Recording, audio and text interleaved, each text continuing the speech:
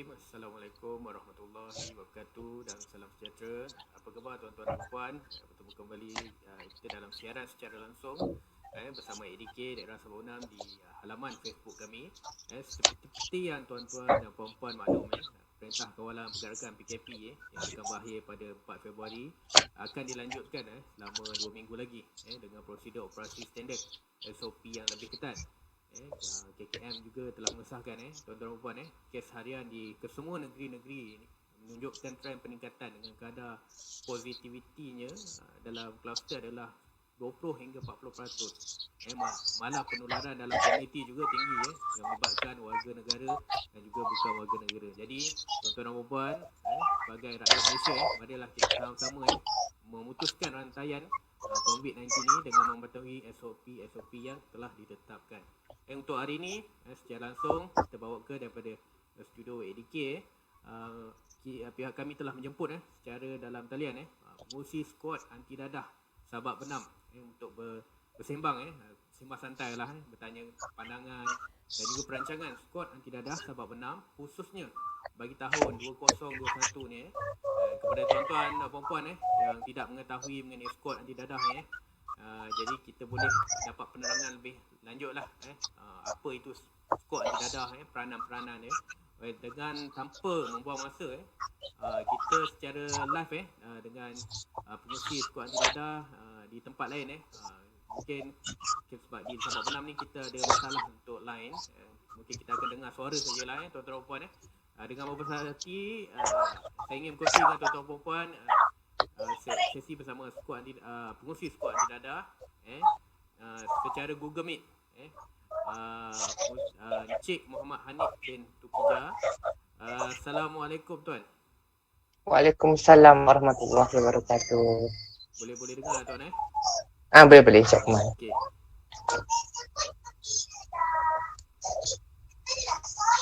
Okey, apa khabar Encik Hanif? Alhamdulillah sihat. Cik Akmal sihat? Sihat alhamdulillah.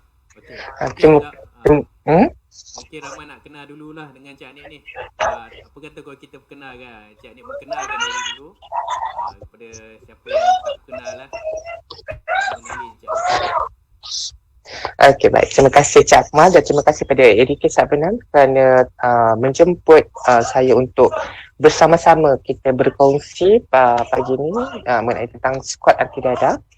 Saya Hanif Tukija, saya bekerja sebagai pembantu penerangan di Pejabat Penerangan Daerah Sabak Benam dan pada tahun lepas saya dipropos kata apa kalau bahasa Melayu tu bukan pinang dia macam dipelawa oleh KD ADK Sabak Benam untuk mengetuai satu skuad di bawah ADK iaitu skuad anti dadah daerah Sabak Benam. Dan alhamdulillah setakat ini walaupun kebanyakan perancangan yang tak boleh nak dijalankan lagi tapi saya sangat-sangat positif dan saya amat terasa teruja dengan skuad anti dadah ni sebab dia antara skop-skop yang ada dalam skuad anti dadah ni lebih kurang sama dengan apa kerja hakiki saya lah. Okey, boleh kita teruskan Cik Hanif? Boleh terima kasih. Saya terus kepada soalan-soalan lah saya nak tanya sambil santai je Cik Hanif. Okey, soalan yang pertama ni mungkin ramai nak tahulah apa itu fungsi ADK. Boleh tak Cik Hanif ceritakan sedikit lah peranan dan fungsi skuad anti dadah tu sendiri?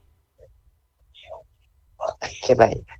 Untuk skuad anti dadah ni kalau siapa pernah dengar pada sebelum ni ADK dia ada beberapa NGO dan juga sukarelawan dan skuad anti dadah ni adalah salah satu sukarelawan di bawah ADK.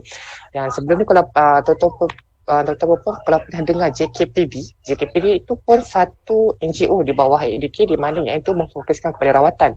Tetapi untuk skuad anti dadah ni adalah lebih kepada pencegahan dadah pelancongan sosial dan juga penyalahgunaan dadah di dalam komuniti. Okey, antara dia punya peranan yang boleh kita katakan core business untuk skuad anti dadah ni ada beberapa yang saya highlightkan sikit. Yang pertama mempromosikan hidup tanpa dadah. Yang kedua sokongan emosi. Ketiga penerangan kerohanian. keempat pengembangan ilmu, dan kelima ikonik. Dan juga di bawah squad ni kita ada biro-biro, kita ada squad kami, kita ada squad korporat dan berbagai lagi squad di dalam squad Didada, di mana kita akan pecahkan ahli-ahli squad tu kepada kepakaran mereka. Mungkin ada yang ahli squad kami ni yang lebih kepada kerohanian, so kita akan serah kepada mereka untuk mengetuai segala aktiviti atau program di dalam squad yang berbentuk kerohanian, dan juga lain-lain jugalah. Dan lagi satu, untuk squad ini kita punya skop skop pendekatan tu sangat meluas, di mana kita memfokuskan salah satunya memang untuk pencegahan. Lepas tu kita akan bagi sokongan emosi kepada golongan generasi yang muda sekali, sebab kita lihat lebih lagi waktu zaman PKP ni ramai sangat yang ada masalah mental, dan kesihatan mental adalah satu perkara yang sangat perlu diberikan penekanan yang sangat penting, sebab dewasa ni terlihat ramai sangat pesakit mental ni di kalangan generasi muda. Dan ditolaklah dengan pengambilan substan dan penyalahgunaan dada. Masalah-masalah kesihatan mental ni dia berpunca dari pelbagai faktor, dan salah satunya memang yang kita tahu pengambilan substan ataupun penyalahgunaan dada lah. Ya. Untuk tahun ni sebab kita COVID ni bukan tahun ni saja, dia start dia dari tahun lepas. Betul. Pandangan macam ni lah, apa yang aktiviti ataupun program yang bersesuaian dijalankan semasa pandemik COVID-19 ni? Okey, baik. Soalan yang sangat bagus tu Cik Akbar. Okey. Macam ni, seperti kita sudah maklum, kita bertahun lepas lagi kita dalam sesi ataupun dalam tempoh Perintah Kuala Pergerakan, di mana tahun ini kita PKP 2.0. Maknanya 2021 dah kali kedua kita menjalani Perintah Kuala Pergerakan. Di mana tahun ini cabarannya lagi cabarannya sangat kuat, di mana kita lihat hari-hari lately ni kadar jangkitan dah hampir 1,000, dan waktu tahun lepas tak siapa pun pernah menjangkakan bahawa tahun 2021 ni jangkitan penularan wabak COVID ni angka kes baharu akan menjadi 4 angka. Sebelum ni tahun lepas terlihat dia punya kadar jangkitan tu sangat terkawal, tapi apakah daya wabak ini, virus ini kita tak nampak, kita berperang dengan musuh yang tidak nampak. So kes dah semakin meningkat, dan lantaran itu saya selaku penjawat awam juga di Jabatan Penerangan Malaysia, kami banyak menjalankan program-program dalam menggunakan media-media baru lah, dan salah satunya kita menggunakan platform dalam talian. Okay, untuk yang squad ni memang ada perancangan yang telah saya rangkakan, di mana saya cuba untuk mempromosi dan cuba untuk mengenengahkan squad ni. Dan perancangan itu saya telah rangka sehingga tahun 2025, tetapi apabila kita menjalani PKP ini, kebanyakan perancangan itu tergendala. Namun dengan berkat kerjasama dan juga kesepakatan kami lah di squad ni, kami berbincang dan dapatkan idea-idea yang baru untuk kita jalankan program-program supaya kita tidak ketinggalan dan kita dapat bersama-sama dengan komiti suatu tempoh pandemik ini. Okey, antara yang kami jalankan, yang pertama saya meminta pertolongan daripada untuk kita memerangi berita palsu. Seperti kita maklum, SKM adalah satu agensi yang merupakan agensi kebangsaan undang-undang yang mengetuai segala jenayah komputer. Dan di samping itu saya mengajak dan menyuruh semua ahli squad saya untuk bersama-sama dengan saya menyalurkan segala penyebaran berita tidak benar. Sebab sekarang ni kita tengok dalam WhatsApp, dekat Facebook, banyak sangat berita-berita tak betul. Kalau dulu sebelum start yang PKP ni, kita selalu dengar berita kematian. Selalu sangat orang sebar berita kematian itu, yang lain mati. Orang tu sihat je sebenarnya. Tapi bila pandemik ni pula, lagi pula ada lagi yang lagi orang kata apa, lagi hebat daripada wartawan sendiri. Mereka jadi berita radio bergerak. Dan benda ni saya memandang serius dan kami mengambil penekanan yang sangat tegas sebab sewaktu pandemik ni segala berita tidak benar mungkin kemungkinan besar akan menyebabkan menimbulkan situasi panik, terutamanya di kalangan mak-mak kita. Sebabnya orang-orang tua sekarang pun semua dah main WhatsApp. Bila dapat berita, dan semua orang lagi percaya. Bila berita yang benar, dia tak percaya. Dia orang lagi percayakan berita yang tidak benar. Salah satu contoh macam hari itu, itulah mengenai ada chip chip komputer dekat face mask kan. Saya tak tahulah kalau ada yang percaya kan benda tu.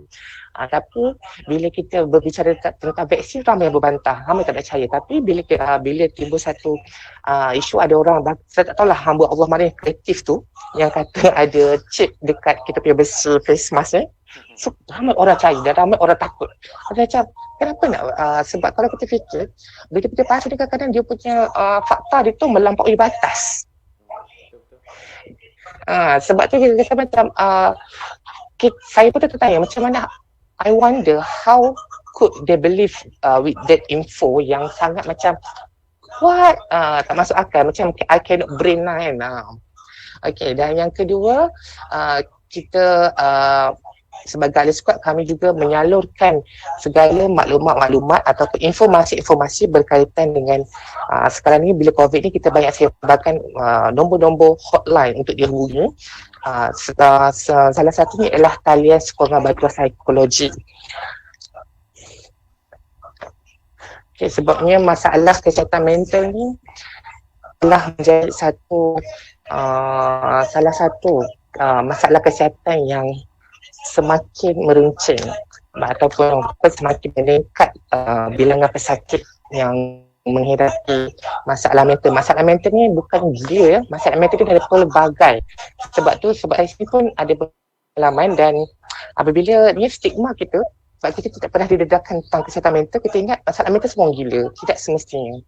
Dan dia berpunca dari pelbagai faktor, dan salah satunya adalah disebabkan oleh penggunaan gadget yang mungkin bagi saya gadget ni menjadi punca ramai orang bersendirian, terasa sunyi. Mereka lagi banyak meluangkan dengan telefon mereka di media sosial berbanding bergaul dengan orang sekeliling. Dan yang ketiga antara yang kami lakukan sepanjang tempoh pandemik ini adalah kami menyampaikan, salurkan maklumat kepada pihak-pihak berkenaan, contoh pejabat parlimen dan juga JKM, kepada memaklum kepada mereka mengenai orang-orang yang kurang bernasib baik. Sebab kadang-kadang kita tengok YB tak tahu ataupun JKM kadang terlepas pandang sebab kita lebih tahu tentang komuniti kita, dan mereka ada salurkan kepada saya dan saya salurkan kepada mereka yang wajib, dan alhamdulillah setakat ini memang ramai yang telah mendapat bantuan lah yang selayaknya lah. Okey, panjang lebar juga jawapan ni. Itulah. Okey, untuk sebagai seorang belia lah Cik Hanif di kawasan di daerah Sabah Benam kan. Okey, apa perkara yang boleh Cik Hanif cadangkanlah supaya terutamanya kepada belia-belia kita lah di kawasan ni tidak terjebak dengan pelancongan sosial. Okey, baik. Pelancongan sosial ni dia ada pelbagai jenis pelancongan sosial, tapi orang kata apa, dulu kita guna terma gejala sosial. Sekarang ni kita tengok melencong kan. So bukan melancong ya. Melancong sosial tu lain dah maksud dia. Ni melencong. Melencong tu maksudnya dia telah mengambil haluan kiri. Sepatutnya sosial tu sepatutnya macam ke kanan, tapi dia ke kiri. Salah satu yang saya dapat orang kata apa, mencadangkanlah ataupun pandangan saya adalah sebagai generasi muda sekarang ni perlu bijak menggunakan media baru, terutamanya platform media sosial. Macam saya tak tahulah kalau Cik Akmal pernah dengar dekat Twitter banyak akaun dark. Pernah dengar tak? Dark account tu kalau kita tengok dekat Twitter ada pelbagai jenis perangai manusia. Dan apabila kita terpengaruh, kita tidak menguasakan undang-undang tu dengan tegas, benda ni akan menjadi satu wabak dalam komuniti, terutama generasi muda, sebab mereka banyak meluangkan masa dengan handphone dan mereka banyak melayari media sosial, Facebook, Twitter, Instagram. Sebab tu hari tu kalau kita imbas balik sebenarnya, bila start pandemik ni, macam-macam challenge diorang buat. Challenge makan tu, challenge makan ni. Kadang-kadang benda tu macam membahayakan dia orang.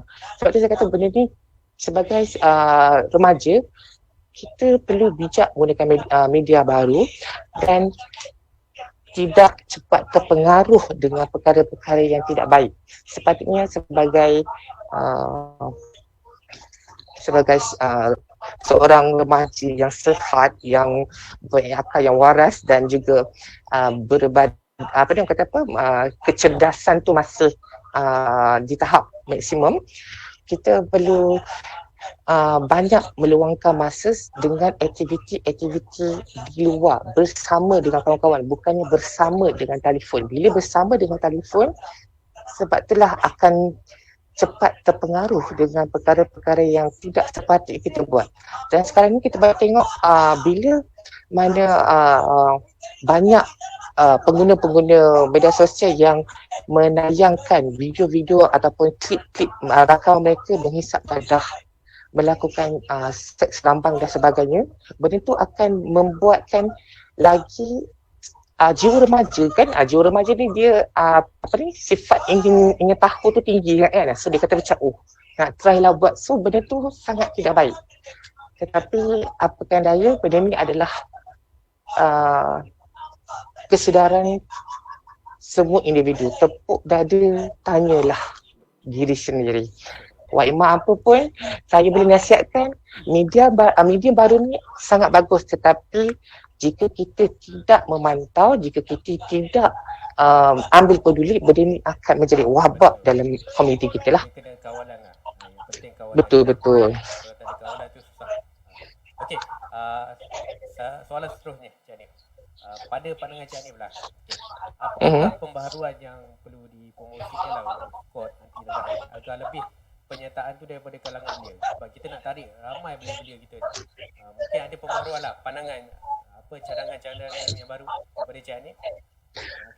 Okey, Cik Akmal. Okey, sebelum saya ni, saya rasa macam tadi saya rasa macam saya cakap seorang yang sebab first time saya berbual macam ni, so macam rasa macam syok sendiri pula. Okey, Cik Akmal. Saya tanya, pembaruan. Salah satunya kita dapat tengok hari ni dengan inisiatif EDK, mereka buat studio-studio dan mereka mereka mengaktifkan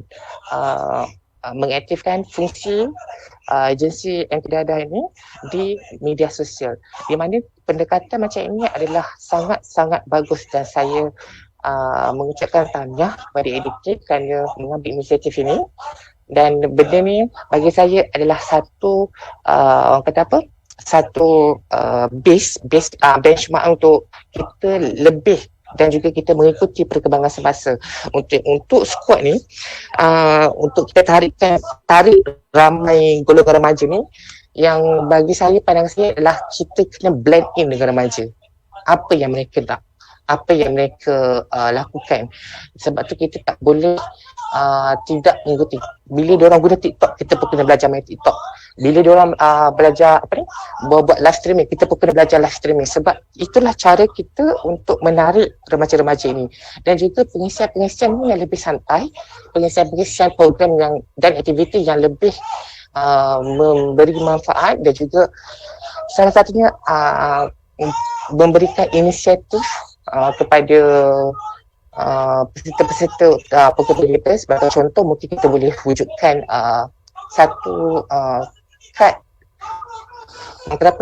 macam kalau kita pergi kedai tu ada satu kad macam kad kad yang macam kalau kita datang ke kedai tu selalu dia akan bagi promo, kad promo macam tu lah, dia akan bagi macam insentif macam tu lah. Contoh kalau macam kita 3 kali datang, kita dapat berapa ringgit macam tu lah. Bila kita buat macam ni, kad apa tu saya tak ingat lah nama dia, saya lupa terma tu. Sebab benda ni akan lagi memberi satu impak yang sangat bagi saya adalah positif untuk kita tarik ramai remaja. Sebab sekarang ni everything is about money. Kita bukanlah nak mendidik macam apa ni, generasi untuk satu tu untuk melakukan satu tu untuk mendapatkan something, tidak, tetapi itu adalah cara yang boleh pada waktu inilah. Dan lagi satu, untuk kita tarik lagi ramai belia adalah kita bukan kita perlulah, maksud saya macam kami pun ahli squad ni pun saya banyak tarik budak sekolah sebenarnya. So bila kita banyak tarik, kita cuba nampakkan squad tu benda yang happy, benda yang best. So orang akan macam, wah squad ni macam best, macam cool je kan. So benda tu akan jadi lebih orang kata apa, lebih lebih menarik, betul lebih menarik, dan juga dapat attention daripada remaja. Sebabnya remaja kan, sebab bila kita tengok sekarang ni trend sikap generasi muda ni, diorang nak tarik perhatian. So kita pun kena tarik perhatian lah. So, bila kita dapat attention pada remaja tu, insya-Allah kita boleh ni. Kita pun kena jadi influencer. Kita pun kena tahu macam mana dia buat live streaming. Kita pun kena tahu cara-cara yang lain lah. Betul, menarik. Okey, yang terakhir untuk Cik Nik, jika seseorang itu berminat jadi ahli squad lah, bila dah dengar apa yang Cik Nik cakap ni, menarik ni, mungkin akan ada pembaharuan baru untuk daerah Sawangan ni. Apa kriteria untuk keahlian yang perlu dipenuhi lah untuk seorang yang berminat? Okey, baik Cik Ahmad. Kriteria dia sebenarnya mestilah berumur 18 tahun dan di bawah dan maksimumnya adalah 45 tahun. Maknanya, tapi kita terima juga sebab memang pun ahli squad sedia ada ni ada yang umur 46, 48, tetapi mereka tu sebagai ahli tidak bersekutu. Di mana ahli tidak bersekutu ni ahli bersekutu. Di mana mereka ini tidak boleh memegang apa-apa jawatan dalam squad, dan jawatan hanyalah untuk ahli-ahli yang berumur 45 tahun dan ke bawah. Dan mestilah warga negara Malaysia. Kad PR tak boleh ya. Sport dia kena ada my card warna biru. Okey, lepas tu dia punya penamatan, dia ada syarat dia. So untuk penamatannya adalah so bila dah umur 46 tu automatik jadi ahli bersekutu. Dan yang paling penting ada dua kat sini. Yang pertama melakukan jenayah ataupun terlibat dengan penyalahgunaan dadah, dan yang kedua adalah menyalahgunakan kad keahlian. Sebabnya untuk ahli squad ni akan dapat satu kad keahlian, dan bila saya pergi prep talk itu dekat tahun lepas dekat Tekaan Selangor, dia beritahu ada kes terpuji yang menggunakan kad keahlian. Saya rasa macam Cik Akmal yang beritahu saya itu kan. Kad keahlian yang dia salah gunakan kad tu sebagai dia ni dia menyalahguna. So itu adalah tindakan ataupun perangai yang boleh kita lucutkan daripada ahli squad. Okey, terima kasih sekali lagi Cik Nik atas perkongsian ni. Saya rasa lama juga ni kita ingat itulah sebabnya kalau bagi orang penerangan di mikrofon memang lambat, memang lama. Okey, saya rasa itu saja. Saya rasa dah cukup padat dah. Kalau ada soalan-soalan kepada tuan-tuan dan puan ni, boleh terus chat kat Facebook kami. Terima kasih sekali di atas perkongsian yang diberikan. Untuk makluman tuan-tuan dan puan ni, saya rasa saya boleh buat kesimpulan ringkas. Squad anti dadah ni memainkan peranan yang amat penting dalam memperhatikan hidup tanpa dadah, memberi sokongan emosi, kerohanian seperti yang Cik Nik beritahu awal peranan squad anti dadah itu sendiri, maklumat ilmu kepada masyarakat dalam mewujudkan dan penggerak kepada sukarelawan yang akan menyemarakkan gelombang kesukarelawan dalam pencegahan dadah secara bersepadu. Okey, saya rasa itu saja. Terima kasih sekali lagi kepada Cik Muhammad ni untuk kerja promosi squad anti dadah. Sahabat penang dan kemudian untuk bersama-sama dalam selepas santai kita pada hari ini. Saya bagi pihak agensi anti dadah Sahabat Penang mengucapkan terima kasih saya mohon maaf kiranya ada terkasar bahasa terlebih bicara sepanjang kita langsung ni. Yang baik itu sebenarnya Allah, kalau itu kelemahan diri saya sendiri. Saya KG, terima kasih. Jumpa lagi, kita jumpa lagi. Baik cegah. Assalamualaikum warahmatullahi wabarakatuh. Terima kasih.